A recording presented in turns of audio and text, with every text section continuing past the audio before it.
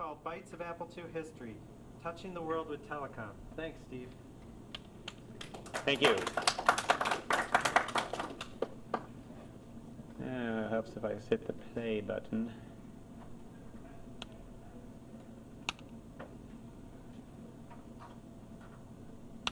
Our dream became reality, and now we're making history.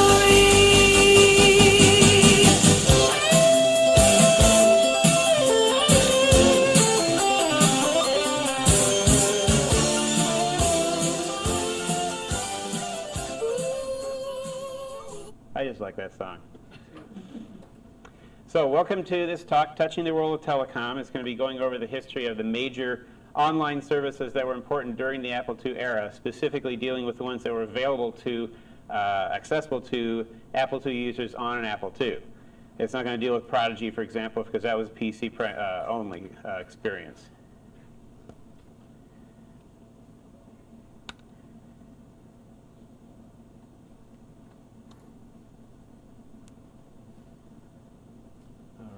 Are you going to work? There we go. So, which of these is the best computer? Well, it's going to be the one typically that you got started with, the one that you had access to, the one that you could spend a lot of time with.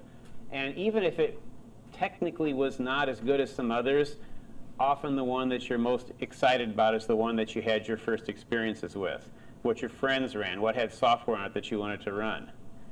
So, in the same way, the rise of online services paralleled the rise of the personal computer. Capabilities were similar, text interface early on, graphics later. And like each early computer, there were some similar capabilities between the different online services. They often were walled gardens that couldn't easily talk with each other. People were fiercely loyal to their computer platform of choice and also to their online service of choice. And like the evolution of the personal computer, as the services evolved, earlier platforms fell to later, more advanced ones. So in the same way, for many people as they joined online service, they found a community and stayed with it to the end. Like with the various personal computers, they liked that community, that they got to know people in there, they connected with them, and that's one they wanted to stay with. These are the services that I want to discuss. All of them were important during the era, but all of them got affected by the rising tide of the internet, which basically engulfed and overcame them. Now, does anybody recognize this picture? Yes. He tried to steal my copy. No, this is Gordon, the engineer featured on AMC's *Halt and Catch Fire*. He happens to pass out in the computer room. But in the second season of this thing, it has a lot to do with what happened with online services. There's a computer, a mainframe that's not being used at night, and Gordon is the engineer that Joe McMillan says, hey, can you hook this up so we can use it as a dial-in service for one of the other characters' game service. So it's where a lot of these online services came from, unutilized mainframe capability after hours. What are we going to do with that to make that into a profit center? And that's where these came from. So let's start with the source. Around about 10 years, 1979, 1989. A little bit earlier than CompuServe. They started very much close to the same time, though. It starts with this guy, William Vaughn Meister. He shares some similarities with another tech luminary you might have heard of, Steve Jobs. They both had big ideas. They both understood tech and how things go together. They had good at convincing people to go along with their ideas. They had a lot of money to kick around. And they got kicked out of their companies when management disagreed with them. The difference, of course, is Von Meister didn't have the success that Steve Jobs had. He had a number of different companies. He'd get started with something and then lose interest and go on to something else. And all those things you see listed there are earlier things from 74 to 78 that he started and then kind of moved on to. This last one, CompuCom, is something he envisioned for being able to do two-way communication with computers. He was interested in user interaction and information access. He had some features he thought would be important. One of them was email. Now, I mentioned that Halt and Catch Fire. Joe McMillan was trying to make use of a computer mainframe that wasn't busy after hours. In this case, Von Meister found that the email system called Dialcom that was used to run email for the House of Representatives wasn't busy at night. So he arranged to use it for not just email, but for his entire system he wanted to do. He wanted to have message boards, and he wanted to have information available. He wanted to get stuff from newspapers and other printed materials and games. Generally, they were simple things you could do on a mainframe, Hammurabi and Star Trek and some of these text-based games. However, he couldn't use the name CompuCom because that was used by a company in Texas. They had to change it to the source. So he envisioned this to be an information utility, just like the public utilities give you electricity and water. He thought this is something that can provide you information. They launched it on July 9th, 1979, and one of the people that was there to help him launch it was this guy, author Isaac Asimov. And Asimov was noted to have said at that time that this is the start of the information age. So Byte magazine in October '79 has this very compelling ad for the source. First time-sharing information system device for home and small business computing. And it's kind of like, what does that mean? And you know, not only then, but today too, a lot of times people come up with technologies and it's cool, and it's like, well, what are we going to do with it? People didn't know what to do with a 128K Mac when it first came out. They didn't know what to do with a 4K Apple II or TRS-80 when it came out. But some people said, this is so fantastic, I got to find something to do with it. Here's a mainframe computer. I don't know what I can do with it, but maybe if we make it available to people, they'll figure out something. It's kind of a vague ad, but it's what they could come up with at that time. So you remember I said Von Meister liked to get into projects and then he'd kind of lose interest and move on. He also liked to spend money like there was no tomorrow. And that frustrated anybody working with him because he would spend money even if the money really wasn't there. Started in 1979. By late in that year, they're $5 million in debt. And in a power struggle, not long after that, goodbye Von Meister. But the people who were in the business with him wanted to keep it going, so they tried to find a way to keep it doing. They kept the service going. Here's what the top level of the source would have looked like back in the day. Fairly simple things, and they did menu items because that's easy for people to type instead of trying to type arcane commands because they don't know how to do commands. They're just newbie users.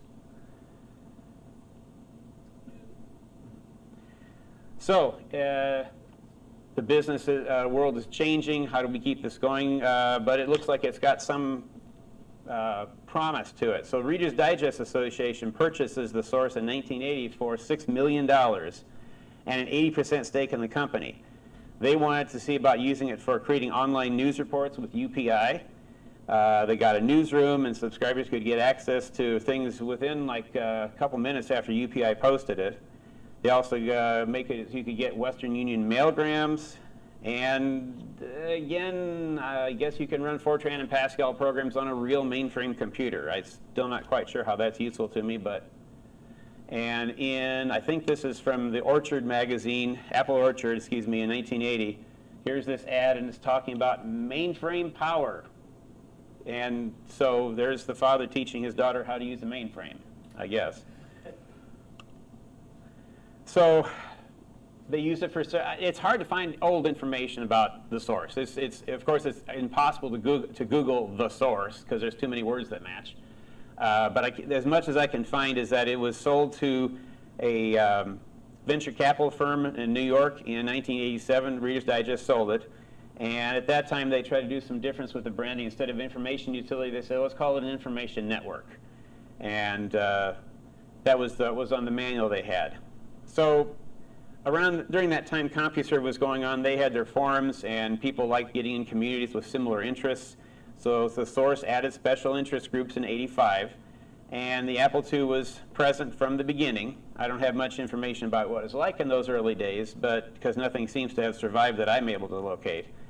But after the Reader's Digest sold the company, the special interest groups were updated, and Joe Cohn became the chief sysop for that. He was a member of the Gravenstein Apple User Group in Petaluma, California. He stayed with Appelsig until the source closed down.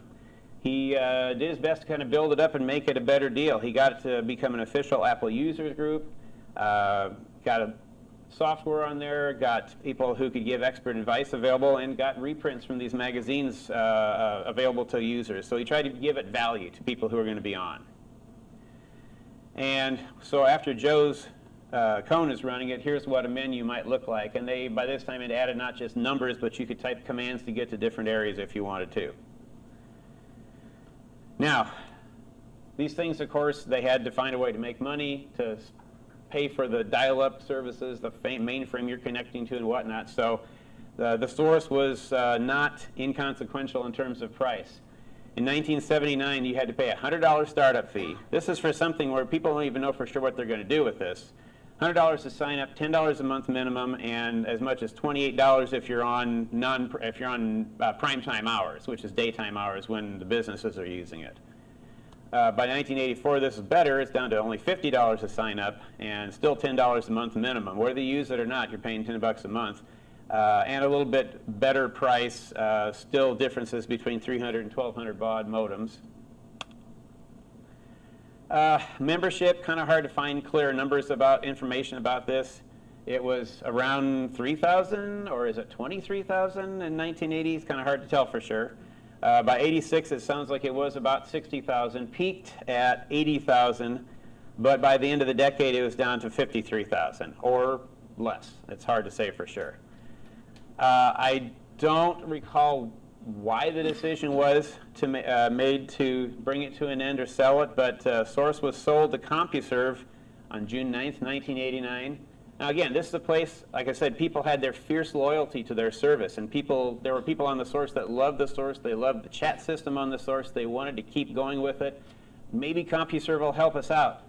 Nope, they terminated the service less than a month later. And although they did give them $20 credit to join CompuServe. So let's go on and talk about CompuServe. A little bit longer lifespan. Now, obviously, that 1998, like I said, that's not the end of CompuServe, but it's the end of CompuServe access for an Apple II online. And the story of this, even though Go starts for people using it in '79, the story starts in 1969. This guy, who I can't find out what he looked like in 1969, Jeff Wilkins, he graduated from the University of Arizona with an engineering degree and came to Columbus, Ohio to work for his father-in-law. His father-in-law was Harry Gard of the Golden United Life Insurance Company. And like many of the companies, insurance companies, they needed to have data processing, but owning a computer is expensive. It's the hundreds of thousands of dollars, and unless you have need for extensive computer use, it's kind of hard to pay for that yourself. So they usually lease it from a time-sharing service. Well, Wilkins and his friend John Goltz from college convinced Golden's board to purchase a computer and start a time-sharing service that Golden would own, and then they would dole out their computer use to other companies. So it could be a revenue center for the company. They purchased a PDP-10 model KI-10 with some DEC mini computers to use as switches to route data, and they gave it the name CompuServe Networks, Inc. They leased lines from AT&T and set up proprietary hardware and software so you could use normal phone lines instead of more expensive conditioned lines that AT&T offered at that time. By '75, they spun it off as a separate company from Golden, and by '77, it had 600 customers. Now, these are corporate customers using it for their time-sharing mainframe purpose. But again, we got the same thing that's going on. Here's this computer that's being used during daytime and nighttime, not much going on. And they were frustrated that they couldn't get any revenue from it. So, at this point, enter Bill Loudon. Bill Loudon is a guy who at that time, of course this is not a new picture, or an old picture, it's a new one, but he was a Radio Shack manager in Columbus, Ohio in '77. And what was new in '77? TRS-80. He was an immediate fan of it when it came out. He was sure he could sell it in volume if only he could get a unit to show. If you know the story of the TRS-80, they didn't make very many of them to begin with because the company was not sure it was actually going to go anywhere. So he could not get a demo unit, but he bought his own over his wife's protest, got number 10, and by early '78, he had sold nearly 200 of them with a 10% commission on each sale. He used his as a demo unit, and his was the Radio Shack store to go to in that part of the country to see and purchase a TRS-80. He started the Central Ohio TRS-80 Users Group, COTUG, and these people, of course, I mean anybody, Apple II, Commodore, PET, TRS-80, they're all looking for what can I do with this, and that included buying hardware like I've heard these modems or something you can do things with. Well, what are you going to connect to? If you, outside of the big services, of course, there were people figuring out how to set up BBSs and dial into them. And, you know, for modems, that was a potential thing you could make use of it with. So somebody who came to the Radio Shack store to buy our TRS-80 was a CompuServe engineer. He went back to the company, and he made Wilkins aware of all these amateur computer owners who use modems. And Wilkins started a project the other executives didn't think it was a good idea to come up with a consumer service. He had three things to offer: direct access to a mainframe, why, I don't know, large-scale storage. Now their DEC mainframes had access to several 20-meg hard drives, and even at the dial-up speed, storage in those things was faster than saving to cassettes. So that was an offer they could give to people. And then communication between people. BBSs, like people like talking together. It's the same thing with the national services. And they used a publicly available bulletin board system that was originally developed for American Express. He called it Micronet. And he invited members of the Midwest Computer Club to try it out, not only TRS-80 owners, but also Apple II and other kinds of computers, and also the COTUG group. And he said, Loudon had said this was a great way to sell modems. They say, hey, you can use this modem and you can dial into this Micronet, which at that time they were getting a test for free because they're basically hammering out the bugs in it. By '79, they transferred it over to a paid model, but people liked it so much they were willing to pay $5 an hour after a $9 startup charge. So early CompuServe would look kind of like that. Still with numbers for menus selections. In 1980, they had 35 cities they were in at a lower rate and 225 at a higher rate. And because the management wasn't a circus like it was at the source, it basically worked pretty smoothly. They started a magazine called Online Today. There's a lot of these available that you can look at on Internet Archive. There's a cover of one of them from '81. So this is getting to be kind of more and more members. It's getting to be kind of financially interesting. So in 1981, you got H&R Block says, I want to buy this thing. And at that time, they had two divisions.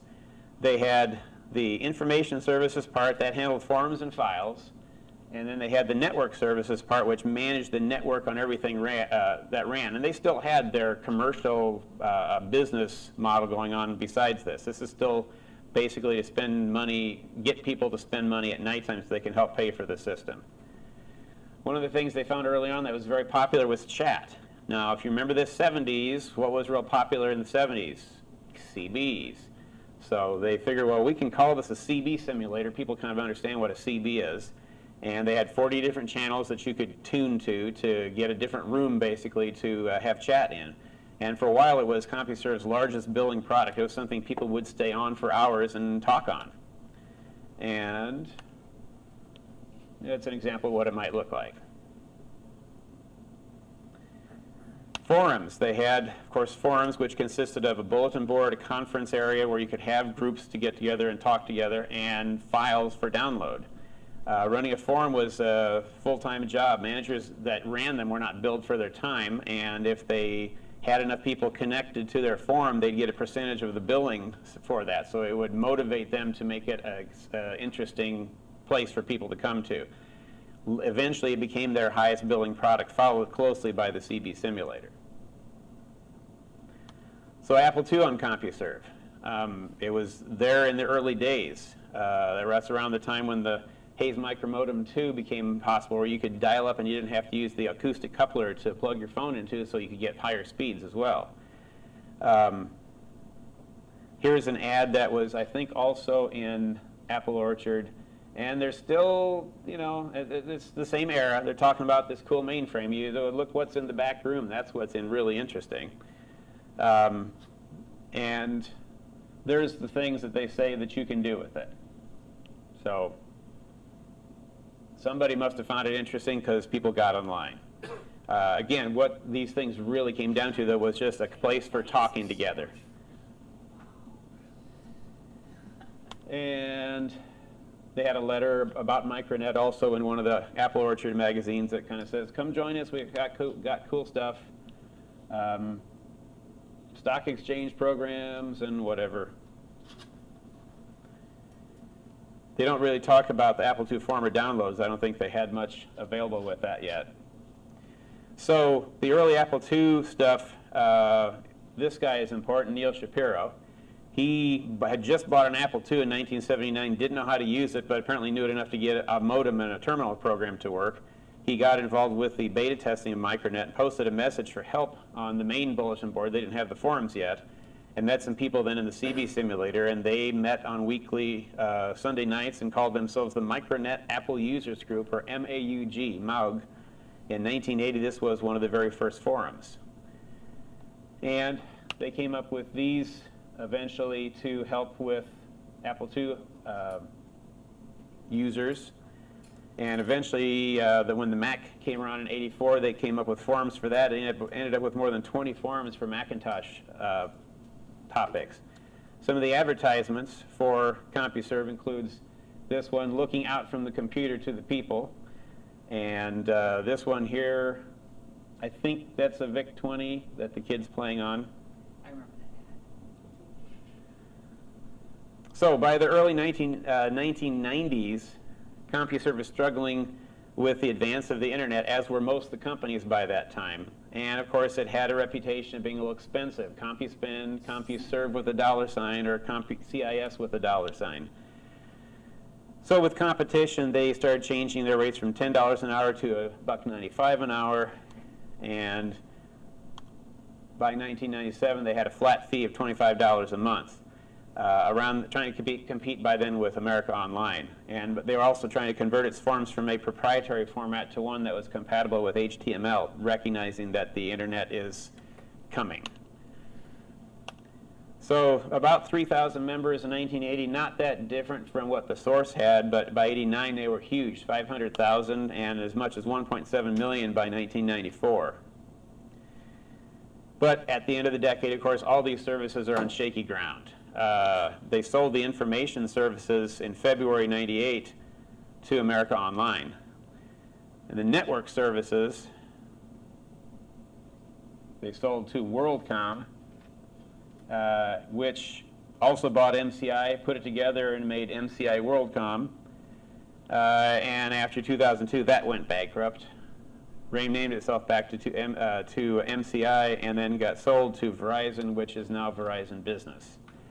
So what's left of CompuServe somewhere is in Verizon's pocket, as is a lot of my money.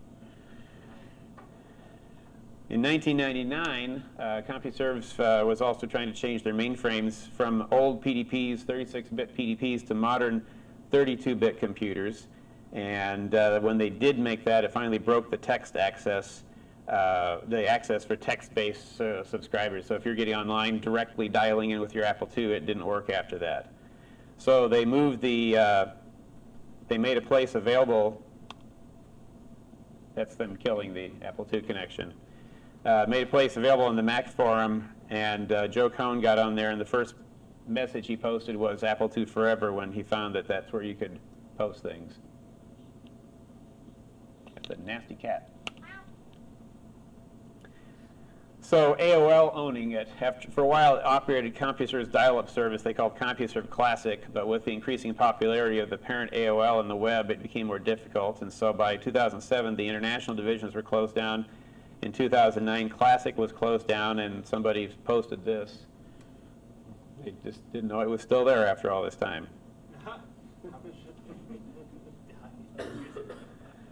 And today, it just kind of looks like a sad web 1.5 version of things. That's what it looks like today. That's actually got that just before I did this. I guess people still use it for email, and so if they don't want to give up their CompuServe.com email account, they have this to get that. But I am not sure what else you do with it, to be honest. Is anybody here using CompuServe for anything today? What do you do with it? Okay. You must be popular. All right. The next one I want to talk about then would be GEnie, which is the one I was involved in. It's the one it was my favorite. I know the most about it. these guys were important as far as the original founders of General Electric. We got Thomas Coffin and Thomas Edison. The Edison General Electric Company and Thomas Houston Electric Company, they merged in 1892 and became General Electric. And that logo was something I saw throughout my younger years in the latter part of the 20th century. Over the years, they created a lot of stuff. They helped create RCA. They got into power generation with turbines. They were involved in television in the 1920s onward. And in the 1960s, they were one of 8 smaller computer manufacturers that competed with IBM. In '62, they developed this operating system called GEnie for batch processing and later extended to time-sharing stuff. And they created the General Electric Information Services Division to handle this stuff. Eventually, they got out of the business of building their own computers, and that's how things stood during the 70s. Remember him? Bill Loudon. So he was with CompuServe, but as the business got better, he found himself being less and less listened to by the marketing people, and he and some other people just said, we've had it. So they said, let's go do something different. Let's try to make something better than CompuServe. And they wanted to make it, he says, we wanted to build it with local information, open standards, open source stuff. We wanted to build it on Unix, System 5 at the time. There were 8 of us. And they created a company called Georgia Online, tried to launch a service in Atlanta, Georgia. Now Atlanta, because it had a large local calling area where you didn't have to use a dairy code to dial out of it, and so there was no extra charge for getting a phone call to there. So for $12 a month, you did all this stuff. And it's on Unix. It seems like, how could this fail? It was actually a .com site as on the earliest things that you could do with .com. But the public couldn't see a purpose for it, because it's like people who were interested, who were government, military, and students, but they already had access to the internet through their connections. So why do we pay for this? So that fell apart. And then GE calls. And they were, again, here comes back to the same old story. We have a computer that's being maintained by expensive personnel overnight, but it's costing us money. How do we make money on that? Hey, could we do something like CompuServe? And they get in touch with Bill Loudon because he helped set up some of the stuff they did in CompuServe. So he said, sure, we'll do this. And they had to create a system that would go on top of GEnie so that would not make the difficulty, the arcaneness of that necessary for the people using it to deal with. So they built a menu and email system suitable for the public and hid the complexities. Even though they had a similar addressing scheme, CompuServe would have 76112, 1234 as your address. Well, GEnie had that too, GEnie had that too, but they basically hid it underneath addresses that looked normal, and you could change it if you wanted to. Everybody knows who Hindmose was, apparently. All right, so they gave him a budget of $60,000 to set this whole system up, but he needed a name for it. And so he said, hey, use our advertising department. They can be very helpful. So he paid them $50,000 of his $60,000 to come up with, and they came up with Albert. Apparently to Albert Einstein. So he goes home, he's almost to tears, talking about it with his wife, and she says, let's just get out a dictionary and we'll just look at names. And they found the name GEnie, and they said, it's perfect. It's got the first 2 letters for General Electric, and it implies that it could be magic. So they got an acronym, General Electric Network for Information Exchange. He says, I should have given her the $50,000. It was ready to launch in October of '85, and it was at $5 an hour for higher speed than CompuServe offered. All the same features. Roundtables was what they called the forums. Livewire is what they called the chat. Actually, Livewire is CB originally. And everybody's got to have news, weather, and sports, and games. And here was a top-level menu in the early days. Each roundtable on GEnie had a bulletin board system, library, and conference rooms they called an RTC real-time conference. And each roundtable then had categories, and within a category were topics, and within the topics were messages. And after a while, you'd move these things off into the library if things got too big, because again, this is working on a mainframe that doesn't have gigabytes of space like I've got on this laptop here. It's got a fixed amount of space. If you get too full, you're not going to have space anymore, so you got to get it out of there so you can still post messages. So the Apple II was on there from the beginning. This guy, apparently, again, and I can't find it on a young picture of him, Kent Fillmore, He ran the BBS for the San Francisco Apple Corps and was one of the early members of GEnie. He set up the American Apple Roundtable. And with the American Apple Roundtable, he had, under that umbrella, had these roundtables having to do with Apple II stuff and some Mac things. He was there until October '87 when he went to work on another online venture that we'll talk about later. So when Fillmore left, GEnie Management contacted this guy, Tom Weissar, who had written software for Beagle Brothers, later took over the DOS Talk column in Soft Talk magazine. When that magazine failed, he took his writing and enthusiasm about the Apple II and started his own newsletter, Open Apple. He had a good way of writing about stuff to explain easily how it worked.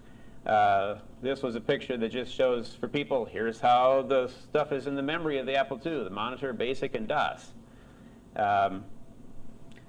So he helped take the help files in the A2 Roundtable and made them a little bit more understandable, rewrote some of the information. And that's about the time I joined. It was because I was a subscriber and they had a good deal for joining. And so I got in on the early stuff when he started working on it. And if you were a fan of GEnie, this is a place to, you were on GEnie back in the day, you used it, you need to go to that address, because these guys have taken all those archives. Month after month, they would take archives and pack them into a binary BNY file, stick it on the library, and those got copied over to Delphi and then to a2central.com and exist today. These guys actually took it all apart and tried to put it together in date order, and I have a hard time navigating it because I'm not used to Mac GUI's structure for looking at files, but you can actually, I found messages I wrote back in the day on there. If you want to follow some of the topics that were being discussed from about 89 onward, you can find them on there. It's very nostalgic. But macgui.com/GEnie, I think is what it was. Offline readers were important. Now, you'd think an offline reader would be something that GEnie, CompuServe, et cetera, would not want you to use because you'd spend less time online. It probably caused me to spend more time online because I got more out of my time. Instead of sitting there and slowly typing my replies to things, an offline reader, and there's two that were popular, GEnie Master and GE Copilot. Oops, went one's too far. GEnie Master and GE Copilot would automate the whole process. You start it up, it dials in, it gets your new messages, it uploads your replies, it downloads files, uploads files, sends and receives mail, and then signs off. I had mine set to run at about 2 a.m. every day, and unless there was a lot of new stuff to post, by the time I came down about 5:30 in the morning, I could read all my stuff and reply to it and didn't go to work. It gave me an opportunity to participate with GEnie, and I never was able to participate very well with CompuServe when I was on it. This let me participate with GEnie.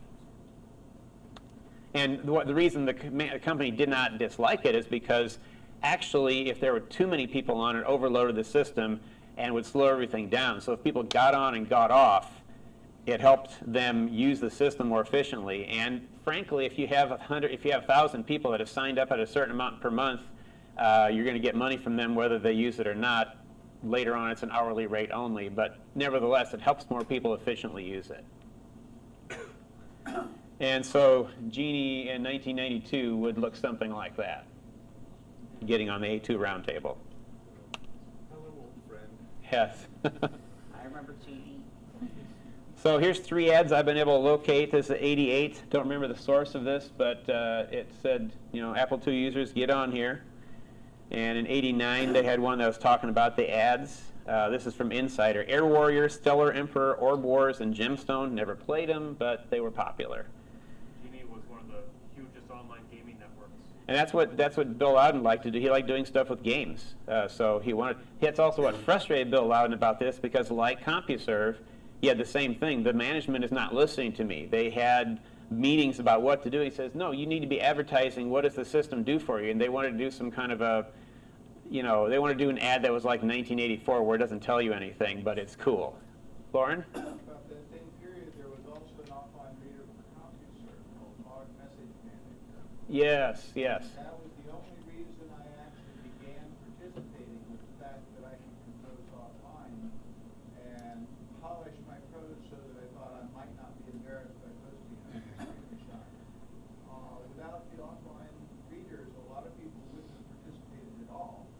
Yeah. So that was good. Also, without the participation there,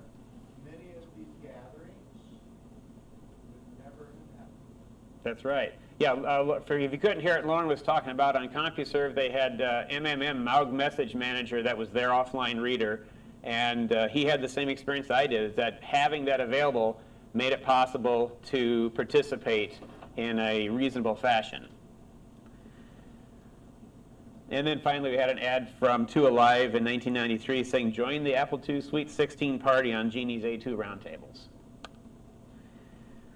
The best years, I think, for GEnie were from 89 to around 95, but management squandered their position in the market by not doing much advertising, and it fell behind the competitors. And again, you've got General Electric, this giant company with all these extra things that it does, and GEIS is a small piece of it, and probably for GEIS, GEnie was a small revenue part of it. Yes, it's revenue, but it's not what was important to them, so the management just didn't want to do much with it.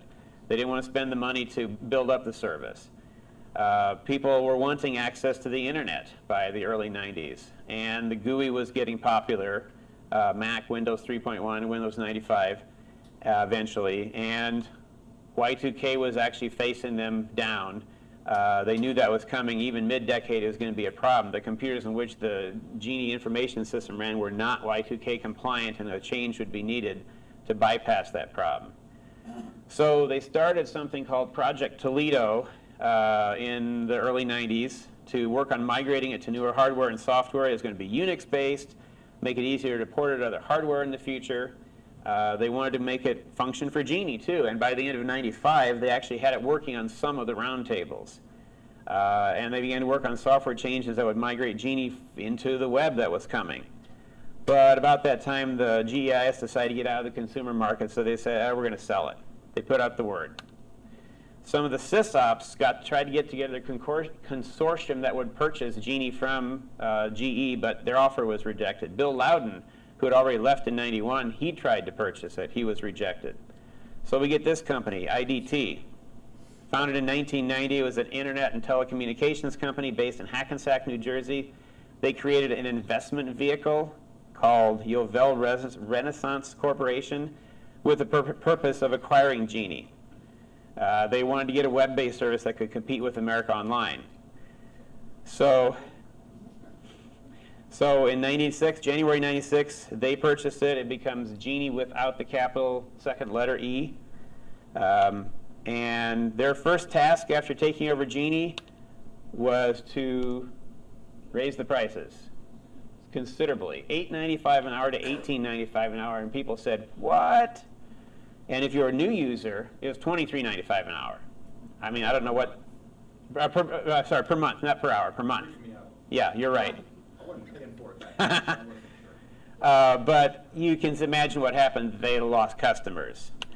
And there's nobody really to interview about why did this happen, but the theories that I've heard is that Yovel came on thinking, oh, this is going to be a quick thing to get it on the internet. They didn't realize there was so much work left to be done to finish the transition, and when they found it was going to cost so much more money, they said, well, we have to raise prices, and that's what they did. And by then, the GEIS programmers are no longer available to help with the process, and so it was hard. For the next 4 years, it appeared that they had clowns in charge. Well, and they were having to pay GE for access to the GEIS server. Yeah. It's still running through that. So what are we going to do about this? Oh, here, let's do something called GEnie Lite in April 1996, $7.95 a month. All you get is email, no roundtables. People said, sure, I'll do that. I can at least keep my email. And so many people jumped to it, they had to cancel it a month later, because by August 96, membership was down to less than 20,000, if the numbers I found are correct. And there was infighting going on who owns the content. I mean, for years, the sysops are working on building up their system, the A2 roundtable. All the messages in the library, all the current messages, we worked to bring this up, is what they said. But Yovel says, hey, I want to have. There's 100 gigabytes of data. Who owns it? GE, IDT, Yovel, the sysops? So that was an issue. And for A2 and A2 Pro, that was a problem. You remember Syndicom was the company Tom Weissar started, syndicated communities to help manage the online stuff, the Apple II roundtables, the Mac roundtable. And when Resource Central went out of business in early 95, he sold the system to Dean S. May and Gary Utter, who were the head sysops working for him, running things on GEnie. So now they own Syndicom. And with the sale to Yovel, they could tell things weren't going well. People using the system knew something wasn't right, but they knew things were really not right. So that brings us to Kansasfest, not 96, but 95. And that was a community-started effort after Resource Central went under, and they said, let's do it again next year. So in 96, it's there, and Gary's the keynote speaker. And he says, the Apple II community is what's important.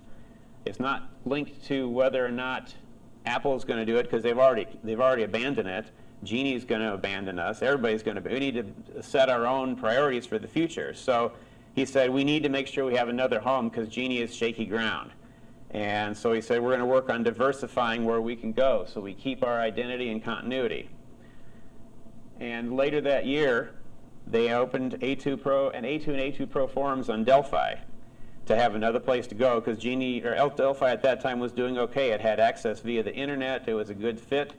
And they also started the first website for Syndicom.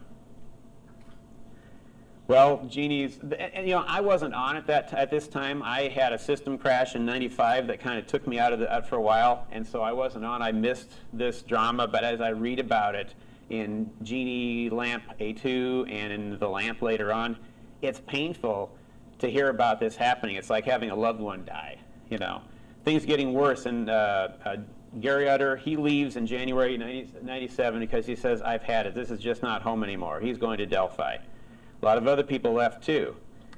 And a casualty of this was the A2 Pro roundtable got closed down in June of that year because it was a low volume roundtable, and the U of L's trying to save money, so they're shutting down low traffic roundtables.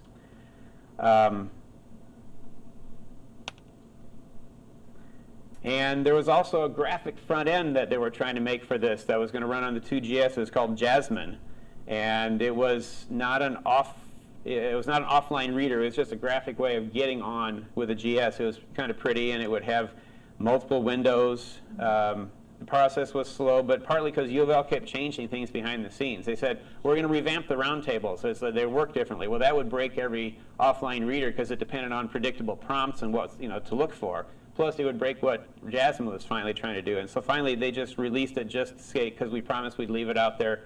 So they had it out there as a beta so people could play with it. So remember I said Y2K was a problem. Well, by 98, U of L, this is like clowns running things. By U of L, by 98, U of L is having problems because they can't even dial up, they can't even sign up new users because the credit cards that people had and were renewing had expiration dates that went past December of 1999. So they couldn't even get new people on or maintain people because my credit card now is expiring in January of 2001, and I can't use it on here anymore. So eventually they said, well, we're going to, in late 1998, they said after 12/27/99, you can only get on by web browsers. And that's going to lock out your text-only customers. And there's also still conflict between sysops and management about, you didn't ask me permission to mirror all my content to the web. And on some of the forums, they actually took a scorched earth policy where they started deleting everything because they said, damn it, if we can't do it my way, you're not going to do it at all. 1999 was a tough year. In April, the A2 roundtable, you couldn't even get on for 3 weeks because something was broken, and the users and staff, none of them could get on, and U of L couldn't fix it. The sysop sent out an email, which still worked, telling people of the problem, and it did come back on inconsistently during the rest of the year. But some people opened topics on the Mac roundtable, which was still working, and that just caused more people to move on to Delphi. So it's sick there in that time. And Dean S. May was one of the sysops. He says in December of that year, he looked through the A2 roundtable, found little to no activity, got into the chat room. Nobody's doing anything. He typed goodbye and then left and never came back. Science Fiction Roundtable, they held it off to the very end. They were a big deal on there. And there's a place you can find online where they've got their last day's postings, and they're just posting all kinds of crap repeatedly just until it stops working. And they found is on December 27th they got on to have a wake to watch the last hours. And they're just posting.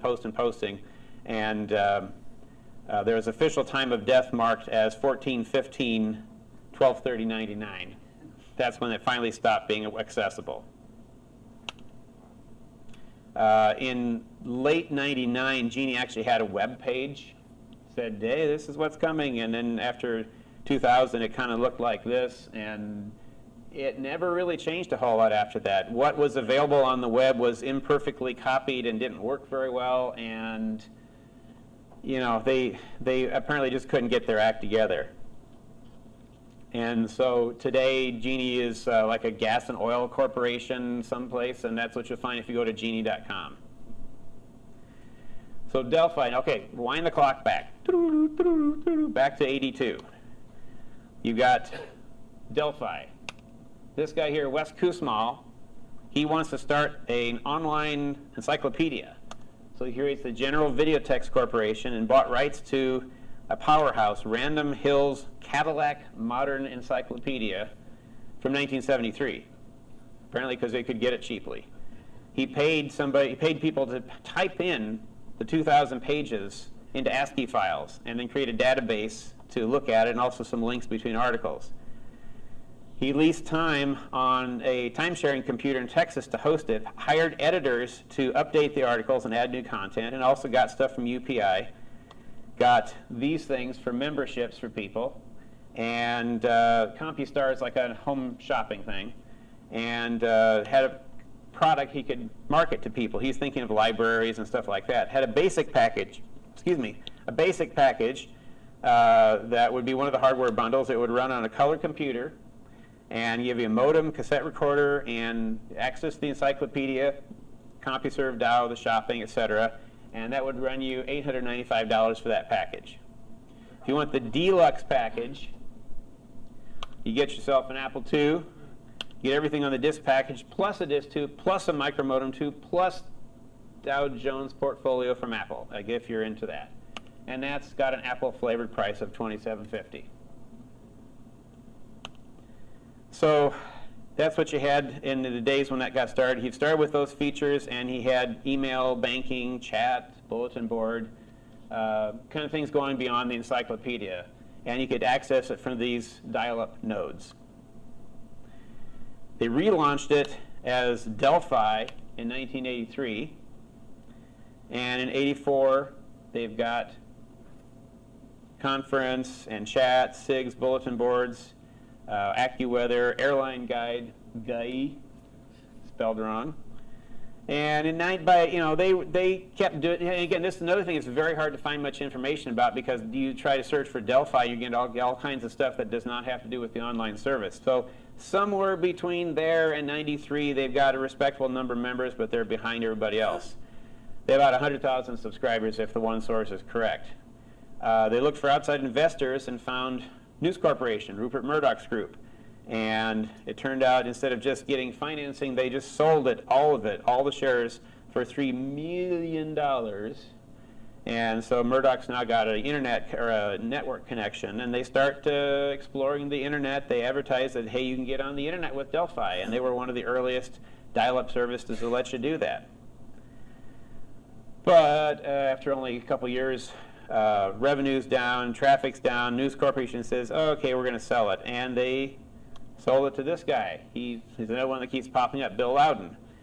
So Bill's got access with CompuServe. He's had experience with GEnie, and he says, me and my investors see if we can't do something to help with Delphi. There was an Apple II SIG in the early days. I can't find much about it, but it had a threaded message base and about 15 main topics. 92 got access to internet and email and Usenet. And to 96, okay, you heard the GEnie story about Gary Utter leaves GEnie, and they set up roundtables on, Syndicom sets up forums on Delphi. Well, that's where we could join the story again. So they've got the forums they've opened on Delphi, and I don't even know what happened with the old Apple II stuff on Delphi. There was something there before, and this is what I know afterwards. And if they were existing at the same time, I haven't heard what happened with them. They continue to exist at the same time. They still, the whole duration. They both Okay. exist at the same time. So you didn't have any fights or anything, did you? No, it was interesting. Okay. Yeah, we just ignored each other. So had similar structure to how they set it up on GEnie. And you could get it on with Telnet. Didn't have to use a dial-up number. So Gary Utter joins it.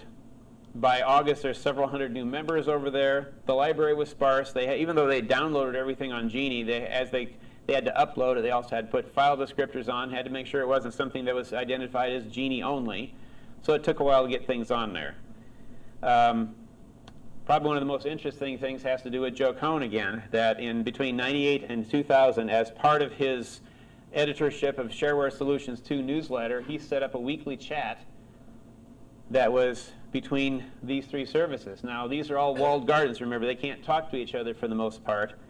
But he set up a deal using technology that Dave Miller and Tony Diaz set up using ProTerm Mac mirroring chat messages from one to the other, something that has never happened before and will never happen again. These three unique services, you could type on one and your message would show up on the other two. And I think that's just amazing that they did that. Okay. It continued until March 99 when CompuServe shut off its text access, and so it stayed with GEnie for a while until, of course, GEnie's off and on and off and on. So Delphi's experiencing issues too. They've got stuff on the web now. They're trying to synchronize between the two, and they're having problems keeping it going. The daylight savings time, that 99, caused problems with a lot of messages being duplicated, and people complained about that. You get thousands of messages suddenly in your offline reader. And later in the year, they terminated dial-up access, going with Telnet only. And this is still like, you think of somebody drowning who's struggling and trying to find a way to keep their head above the water. This other group, The Well, they joined with Delphi, and they formed Prospero Technologies, who's going to try to keep things going. Prospero is going to manage the Delphi forums and the chat. There's synchronization issues still, not working like it should. And by February 2005, they say, well, we're not going to work on it anymore. Or 2001, we're not going to work on it anymore. It's too hard to make it keep going. After 2002, the forums were still available by the web, but activity was very slow. And this is still what it looks like today. There's messages. I mean, one of the most recent messages is me. I think I posted something saying, hey, I have a book, but there's just not a whole lot going on there. And the last one I want to try to sneak in, if I can, is quick about this. And they go together because one morphed into the other. And guess who shows up again? William Vaughn Meister.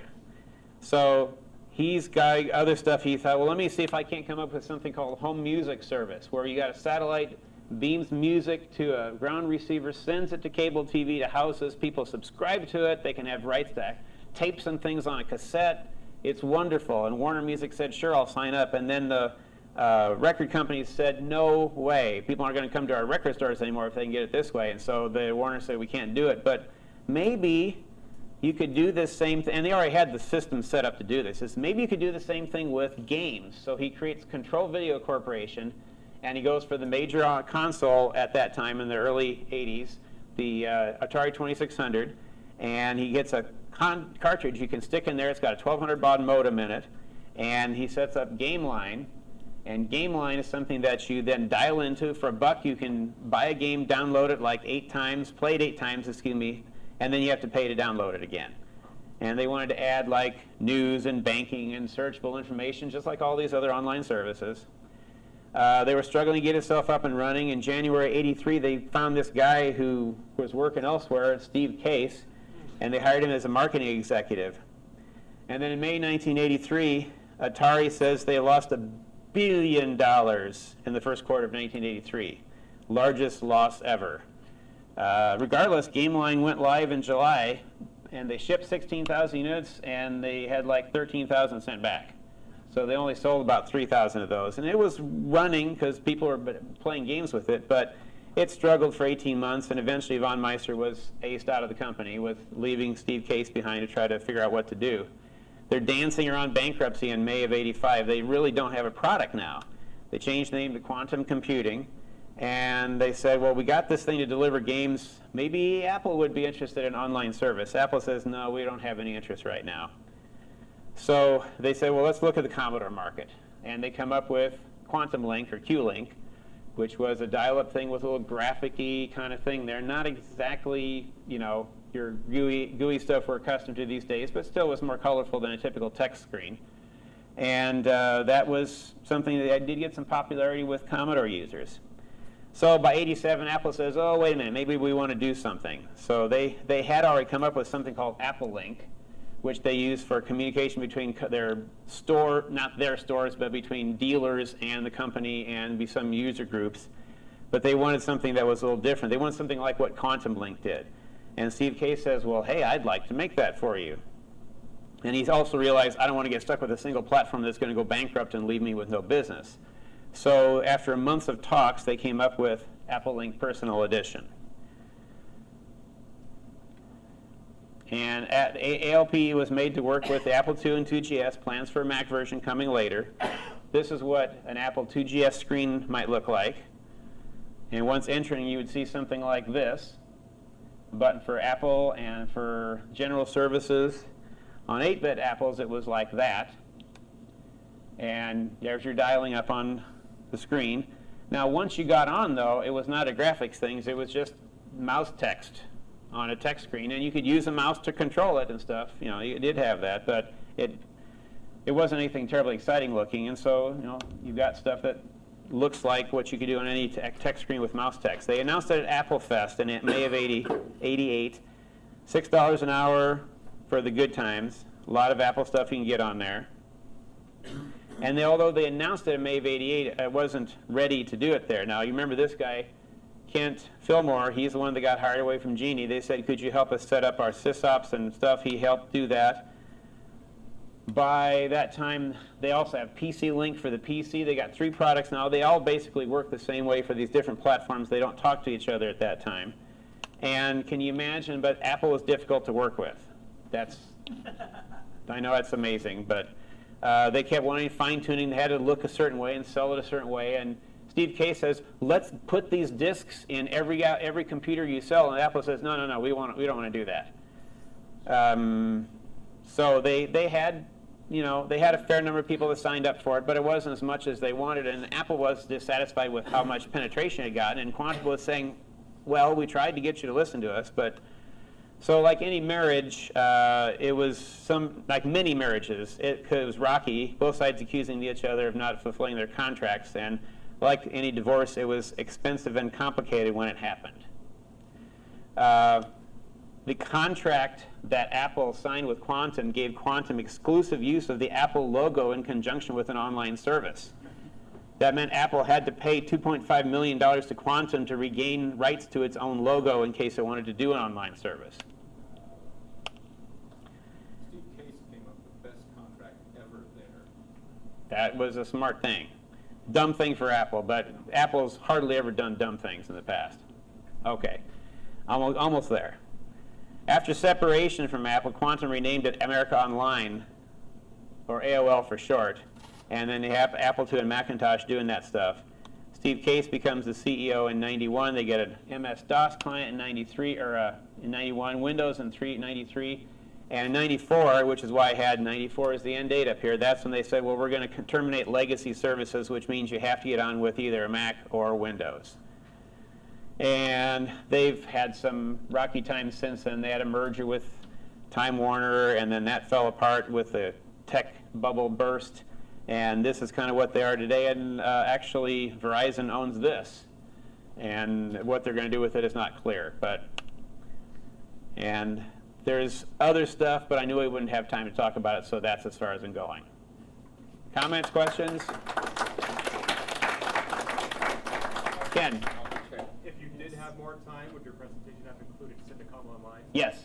A2Central.com and Syndicom was where I was going to if I had time, but I realized I don't have time, so I had to not do that. Next year.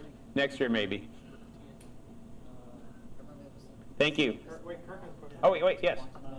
Q-Lane for Commodore is actually available again. So I've heard that people are finding a way to make it run. I have a server, they have a server replicated. Yeah. Being